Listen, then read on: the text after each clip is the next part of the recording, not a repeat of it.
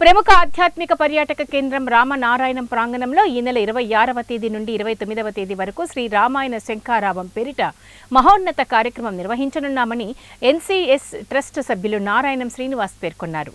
ఆదివారం ఏర్పాటు చేసిన విలేకరుల సమావేశంలో ఉత్సవ ఆహ్వాన పత్రాలను ఆవిష్కరించి వారు మాట్లాడుతూ 26వ తేదీ సాయంత్రం 5 గంటలకు వాల్మీకి రీసెర్చ్ సెంటర్ను మాజీ ఉపరాష్ట్రపతి వెంకయ్య నాయుడు ఆవిష్కరిస్తారని పేర్కొన్నారు.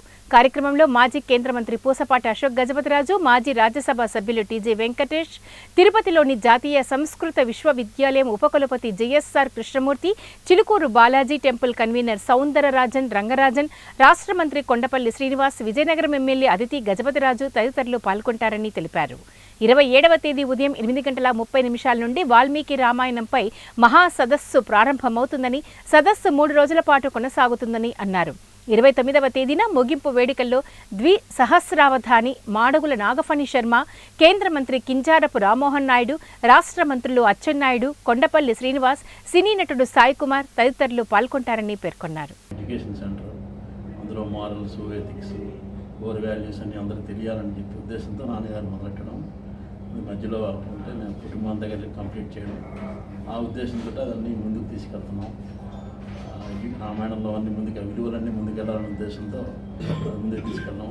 ఇలాంటి వాళ్ళు మనకు సలహాల మీదుగా నా అడ్వైజరీ బోర్డు కమిటీ మెంబర్స్ అందరూ వాళ్ళ అడ్వైజర్స్ తోటి, వాళ్ళ ఆలోచనలతోటి ఈ సదస్సు చాలామందికి రకరకాల అపోహలు, రకరకాల డౌట్స్ ఎన్నో ఉన్నాయి రామాయణం మీద.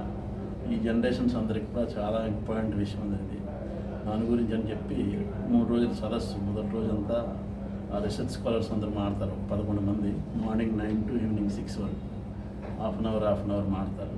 మధ్యలో కల్చరల్ యాక్టివిటీస్ అన్నీ ఉంటాయి.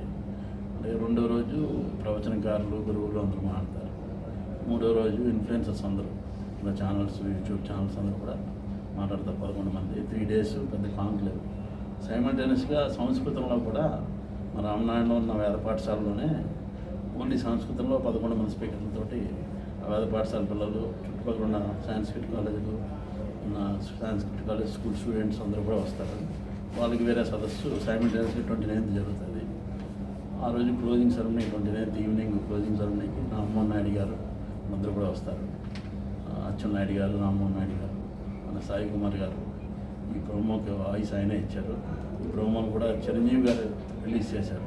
ఈ మంచి కారణం అని చెప్పి ఉద్దేశంతో ఆయన నేనే రిలీజ్ చేస్తానని చెప్పి ఆయన ప్రోమోని రిలీజ్ చేయడం 2-3 నెలల ముందే ఆయన 4 భాషలలో ఒకే వేదిక మీద నుంచి 3 రోజులు ఇలాంటి ఒక సదస్సు ఎప్పుడూ జరగలేదు. సో ఈ సదస్సు భావి తరాలకి, భవిష్యత్ సదస్సులకి ఒక ప్రమాణంగా, ఒక స్ఫూర్తిదాయకంగా ఉండాలని మేము కోరుకుంటున్నాం. దీనిని ప్రజల్లోకి తీసుకువెళ్ళి వారికి మన మంచి ఉద్దేశం ఏదైతే ఉందో, దీనివల్ల ఒక లబ్ధి పొందాలన్నది కాదు, రామాయణాన్ని ప్రజలకు దగ్గర చేయాలన్నది ఆలోచన.